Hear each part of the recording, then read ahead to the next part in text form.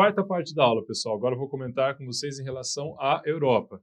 Novamente, essa parte da aula, pessoal, ela é mais destinada para a SpaceX, porque a SpaceX cobra a geografia do Brasil e geografia geral. A ESA e o Colégio Naval não cobram a geografia geral, só cobram a geografia do Brasil. Mas é como eu disse, se de repente tiver alguma questão que vai envolver uma condição comercial entre Brasil e entre outro país que está localizado na Europa, por exemplo, tudo bem, isso pode acontecer, até porque essa condição de comércio internacional do nosso país com qualquer outro país, isso acaba sendo temática comum, tanto da ESA bem como do Colégio Naval. Ah, Saulo, mas eu quero ver mesmo assim essa parte da aula, tem problema? Não tem problema nenhum, pessoal, não tem problema nenhum quanto a isso, mas é como eu disse, ela é mais voltada para a SpaceX.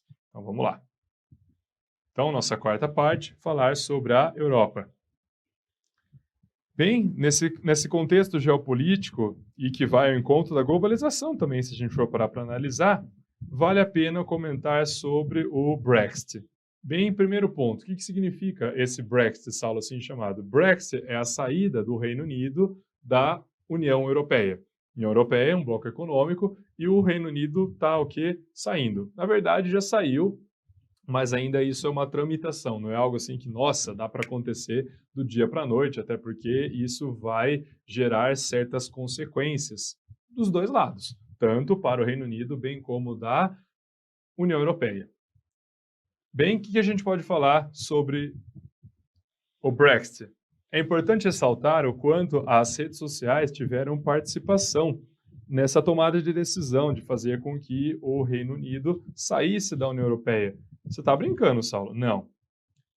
Lembra que eu comentei com vocês, na hora que eu estava falando sobre a Guerra da Síria, que a Guerra da Síria acabou sendo um dos pontos também da chamada Primavera Árabe, o quanto as redes sociais foram fundamentais para a solidificação da Primavera Árabe? Ah, Saulo, você comentou. Exato. Quando a gente começa a analisar o Brexit, pessoal, não é tão diferente assim.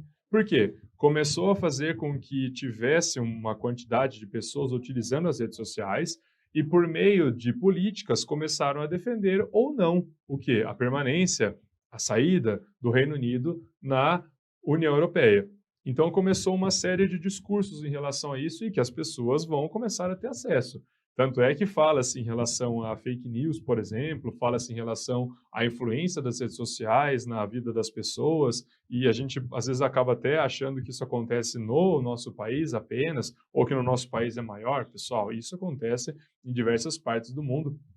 Tanto é que vai ter aquele que vai ser influenciado de forma fácil e vai ter aquele que vai demorar um pouco mais para ser influenciado, mas você acaba ganhando ele no cansaço, vamos falar dessa forma, porque ele acabou sendo influenciado. Bem, tanto é que isso daí é um discurso muito antigo, né? Isso vem do Goebbels, que era o ministro da propaganda, né, durante o Terceiro Reich. Ele dizia, né, que a mentira repetida inúmeras vezes se torna verdade, e tem um fundo de verdade em relação a isso. Enfim, então, pessoas começaram a utilizar as redes sociais para ir nesse sentido, tentar convencer a população de que era melhor fazer com que o Reino Unido saísse da União Europeia. Aí você está se perguntando, mas Saulo, que argumento utilizavam esses? Utilizavam diversos, principalmente em relação à condição de migração. O Reino Unido estava começando a receber uma quantidade muito grande de imigrantes que, de repente, a população não estava interessada. Que daí entra a condição de xenofobismo que existe, né, a aversão ao estrangeiro. Então, para tanto, começavam a tentar seduzir a população, falando assim, olha, se a gente sair do Reino Unido, a gente vai ter autonomia em relação à escolha de quem vai entrar no nosso país. Se a gente quer estrangeiro, não quer, se precisa passar por uma peneira, se ele tem que ser uma mão de obra mais qualificada, não, e assim por diante. Então, isso convenceu a população ao longo do tempo. E é importante lembrar que isso foi acontecendo o quê? A longo prazo. Não foi assim, opa, do dia da noite. Não, isso daí foi o quê? Algo bem paulatino e que ao longo do tempo, conforme eu mencionei para vocês, realmente acabou convencendo a população e a população falou assim, nossa, não, verdade, né? Acho que é melhor acabar saindo. Também pensando, né, nessa condição de imigração, mas também eu posso pensar na condição de crise financeira, crise econômica mundial. Quando a gente analisa o ano de 2007, 2008, a chamada bolha imobiliária dos Estados Unidos, que aconteceu uma crise muito grande no país, num primeiro momento, onde chegou ao ponto do preço da hipoteca ser maior do que o preço da própria casa. Então, as pessoas começaram a desesperadamente tentar vender. Muitas pessoas que tinham adquirido imóveis não conseguiam pagar o imóvel porque os juros começou a subir. A quantidade de inadimplência também começou a subir, ou seja, pessoas que não pagaram. Então, começou a gerar essa crise.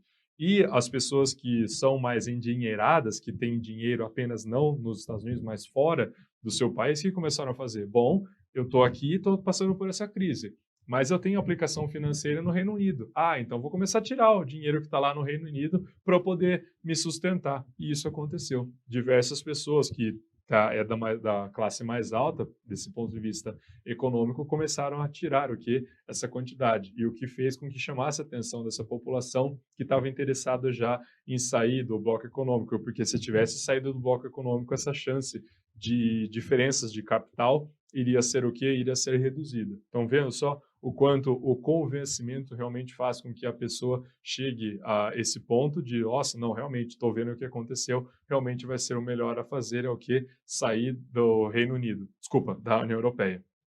E no caso, será que foi a melhor decisão a ser tomada? Será que houve um arrependimento? Bem, esse arrependimento existiu, até porque quando a Theresa May, que era a primeira-ministra britânica, ela chegou a dizer que seria necessário fazer um outro referendo, uma outra votação. Só que daí foram contra, falou assim, não, a decisão já foi tomada. O povo teve tempo para poder pensar, refletir bastante, para ver o que seria melhor e perdemos. Ou seja, vamos ter que sair da União Europeia. Enfim, então, pelo menos, né, com esse discurso, dá a entender que houve um arrependimento por parte dela, pelo menos, né, ou dos seus outros apoiadores. Né? Mas com o novo premier, o Boris Johnson, não é bem assim. Ele vê que não, realmente isso vai ser a melhor saída. Tanto é que fala-se já em desglobalização. Nossa, usa essa expressão, Saulo? Sinceramente, considero exagerada, mas acaba sendo utilizada justamente pelo fato de certas localidades já não querer estar mais inserida nessa globalização. E se a gente for parar para analisar, como por exemplo o Macron, presidente da França, ele disse, falou assim, nossa, durante tantos anos a gente acabou lutando por uma integração europeia para fazer com que as condições sociais melhorassem, como por exemplo saúde, educação, economia, e agora um dos principais pilares da União Europeia vai sair, o que a gente construiu durante décadas vai começar a ficar cada vez mais fragilizado. Tanto é que há um medo muito grande que se de repente os outros dois países que têm uma enorme importância na União Europeia saia, como no caso a Alemanha e como no caso a França. Realmente, se um ou outro sair, realmente eu começo a perceber que vai ser inviável continuar com esse sistema de bloco econômico. Continuando, bem, essa crise econômica mundial que eu já havia comentado com vocês, pensando aí na bolha imobiliária nos Estados Unidos, o Reino Unido já pode negociar acordo de livre comércio com outros países, até porque com essa saída do Brexit realmente fez com que ele tivesse essa autonomia. Ah, quer dizer então que o Reino Unido não precisa falar nada para a União Europeia se ele quiser ter um outro acordo comercial? Não precisa falar nada, ele tem total autonomia de chegar, de repente, quero negociar com o Mercosul. Diretamente Reino Unido com o Mercosul fazer um tipo de transação. Pode, o Reino Unido tem total autonomia para poder fazer isso com a saída, né, o chamado Brexit. Depois, migração, que já comentei com vocês em relação a essa ideia, né? Porque tinha uma quantidade muito grande, vamos começar a rever melhor essa quantidade de pessoas que entram no Reino Unido. Então, isso daí acabou sendo um outro ponto para fazer com que muitas pessoas quisessem sair da União Europeia. Depois, podemos falar também em relação à Rússia. A Rússia, nesse contexto geopolítico, Saulo, que você está comentando, sim. Quando falamos em relação à Rússia, não dá para negar que vem à cabeça o que é a União Soviética, até porque era o país mais importante da União Soviética. A União Soviética era um país, só que assim, a Rússia era um país juntamente com outros 14 países que formavam a União Soviética. Mas não dá para negar que, desse ponto de vista econômico, político, militar, era aquele que mais se destacava. Tanto é que a maior parte do parque industrial, quando a gente começa a pensar energético, estava onde? Estava na Rússia. Tanto é que, após a Guerra Fria, a Rússia ela ficou um tempo apagada, vamos falar dessa forma, mas começou o quê? A ascender de novo. Até quando a gente fala em relação aos BRICS, assim chamados, a Rússia está inserida nesse grupo, que tem o quê? Uma abundância em recursos naturais, faz essa distribuição por meio de oleoduto, gasoduto, em diversas partes do quê? Da Europa, olha só. Então, isso é um fato não só da Europa, mas também da Ásia Central. Então, a Rússia ela acabou criando essa fama de ser o que? Uma fornecedora de armas, isso tem há muito tempo, bem como ainda essa condição energética que eu estou comentando com vocês. Um dos pontos a ser discutido nesse ponto de vista geopolítico é o que? A Crimeia. A Crimeia é uma localidade que está ao sul da Ucrânia, só que na Crimeia, quem faz a administração dela, quem acaba tendo o domínio dela, é quem? Os russos. Aí vem a pergunta, por quê? Por que que os russos estão interessados em ficar com essa área? Na verdade, ficar com essa área, tomando conta, vigiando, na verdade, a Ucrânia e também tendo essa proximidade. Até porque quando a gente olha no mapa, existem o quê? Dutos que passam pela Crimeia, que passam pela Ucrânia e que são provenientes da Rússia. Duto do que, Saulo? Pode ser de petróleo, pode ser de gás natural. Então é chamado, né, de oleoduto ou gasoduto, assim chamado. Olha só. Então, pensando na Crimeia, a gente visualiza. E na Crimeia, justamente a região que tem a maioria da população é o que? É Rússia. Quase 70% da população que vive na Crimeia é Rússia. Então, a Rússia acabou anexando esse território, dominando esse território, que era da Ucrânia, então decidiu manter esse domínio para poder ter essa proximidade, ou que pensando na vigia da Ucrânia e também para fazer com que os seus gasodutos passassem. E também, além disso, a gente começa a ver o que? Diversos pontos de extração de gás que estão aí ao longo da Crimeia, no Mar Negro. Também a gente começa a perceber na quantidade da Ucrânia. Então, é muito mais pensando nessa questão de vigia e também desse domínio territorial. Saulo, você comentou o quanto a geopolítica está bastante ligada aos recursos energéticos, sendo petróleo, gás, carvão mineral, o que você quiser pensar, aí está mesmo. E esse mapa deixa bastante provado isso para a gente. Então, se a Rússia começa a influenciar uma dada área, ou até dominar, né? Nem influenciar, eu posso pensar, pode ter certeza, tem por trás o interesse o quê? Econômico e ou militar. Além disso, além da Crimeia, quando a gente analisa também a condição da Chechênia, olha só, essa localidade aqui, que está na proximidade com o Cáucaso, está justamente entre o Mar Cáspio e o Mar Negro. Então, a região da Chechênia, o que acontece? A Chechênia é uma localidade que ela luta por independência. Luta por independência. Detalhe, na Chechênia, só na Chechênia tem mais de 1 milhão de pessoas. E elas lutam por independência. Independência em relação a quem? A Rússia. Consegue? De jeito nenhum. Aí vem a pergunta, por quê? Sendo que na Chechênia tem uma identidade cultural, tem essa questão religiosa, que a maior parte deles são islâmicos e não conseguem se desprender da Rússia. Não consegue por quê? Por conta desse interesse energético que eu estou comentando com vocês. Então, a gente olha nesse mapa, a gente começa a ver vias de acesso, nesse ponto de vista do quê? De gasoduto, oleoduto. Então, a Rússia acaba dominando essa área por conta disso. Olha só. Então, pensando aí nos dutos, o que está na coloração verde é o que? É o gasoduto, e o que está na coloração roxa é o que? É o oleoduto. E ambos passam pela Chechênia. Seja gasoduto, seja oleoduto. Outro ponto a ser considerado nesse mapa é o que? A Ossétia do Sul. A Ossétia do Sul é um território que está dentro da Geórgia, lembrando que a Geórgia é uma ex-república soviética, ela está dentro da Geórgia, mas quem tem o domínio da Ossétia do Sul é a Rússia. Mais uma vez, por quê que a Rússia está interessada em dominar essa área? Novamente, pessoal, é só a gente olhar no mapa. A gente percebe que tem o quê? Essa quantidade de gasoduto ou oleoduto passando por essas regiões, então a Rússia faz questão de ter o domínio territorial. Novamente, é impressionante o quanto a geopolítica ela vai nesse encontro econômico, principalmente no que tange as fontes de energia. Depois, além da Rússia, pensando aí na Europa, a gente fala da Irlanda também. A Irlanda eu já ouvi falar que teve o conflito também entre Irlanda e Irlanda do Norte, porque na Irlanda do Norte tem a maioria protestante, na Irlanda tem a maioria católico, a Irlanda do Norte pertence ao Reino Unido, começa a existir um ruído entre eles. Exatamente, olha só. Então, na Irlanda, em 1801, forma-se o Reino Unido da Grã-Bretanha e Irlanda. que é esse Reino Unido da Grã-Bretanha, Saulo? O Reino Unido da Grã-Bretanha diz respeito à Inglaterra, à Escócia e ao País de Gales, que na verdade esses três formam a ilha da Grã-Bretanha.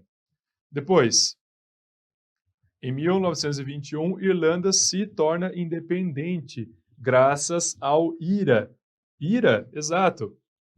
IRA significa Irish Republican Army, ou seja, o Exército Republicano Irlandês, que foi um movimento criado nesse contexto, quando a gente começa a pensar lá na lei seca nos Estados Unidos, que começaram a ter uma negociação. Nos Estados Unidos tem muito irlandês ou descendente de irlandês, e começaram aqui a financiar esse grupo para conseguir a sua independência, e deu muito certo, diga-se de passagem. Depois, e que é considerado também um grupo terrorista, apesar de ultimamente não se escutar mais qualquer tipo de intervenção do IRA, pelo menos de forma violenta, explosões, assim por diante.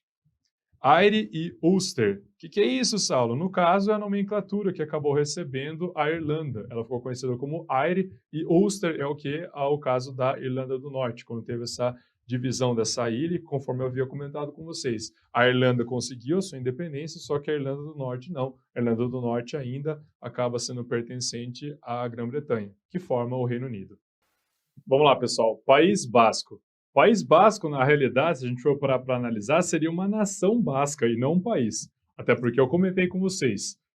Uma nação diz respeito a uma localidade que tem uma área territorial delimitada, e dentro dessa área territorial delimitada eu tenho o quê? Uma cultura comum. Uma cultura, uma crença, um costume, um idioma, uma religião, não importa, mas uma característica comum. No caso, quando a gente fala em país, a gente fala em estado, o que significa isso? Eu também tenho essa área territorial, eu também tenho essa cultura comum, mas além disso vou ter o quê? Um governo central. No caso do País Basco, possui esse governo central? Mas mesmo assim é chamado de País Basco, mas na realidade seria o quê? Nação Basca. Esse território que luta pela sua independência, ele está localizado entre a Espanha e a França. Nessa localidade, então, que inclusive existe um idioma comum, que é o idioma basco deles, eles lutam para fazer com que tenha essa sua independência. No caso, tanto é que foi fundado até mesmo um grupo que luta por essa libertação e que é considerado um grupo terrorista, chamado ETA. Na realidade, faz um tempo já que o ETA não vem apresentando ataques terroristas. Recordo-me de que o último foi há um tempo já, que aconteceu em meados dos anos 2000, 2003, 2004 aproximadamente, onde aconteceu uma explosão numa estação de metrô em Barcelona, a estação chamada de Estação de Atocha. Enfim, tanto é que essa medida política terrorista, isso acaba sendo negado e acaba sendo visto com maus olhos, na realidade, pela própria população basca, então eles acabam não aprovando. Então foi uma maneira de tentar fazer com que conseguisse ter essa independência, mas por meio do terrorismo não deu certo, e por meios o quê? Pacíficos também não está dando. Até porque tanto a Espanha quanto a França não estão interessados em ceder parte do seu território para fazer com que crie esse novo país. Então vamos lá. Bem, o País Basco. Em 1959 foi fundado o ETA, que eu acabei de comentar, esse grupo terrorista que faz um tempo já que não vem cometendo qualquer tipo de ato, até porque a população é contra. Em 93, vários líderes foram presos, quando a gente comenta em relação a esse País Basco. Bem, então, considerando que vários líderes acabaram sendo presos, realmente isso faz com que essa organização fique cada vez mais fraca, tornando difícil, até por meio mais diplomático, tentar conseguir essa emancipação, fazendo com que crie-se esse novo país conhecido como País Basco.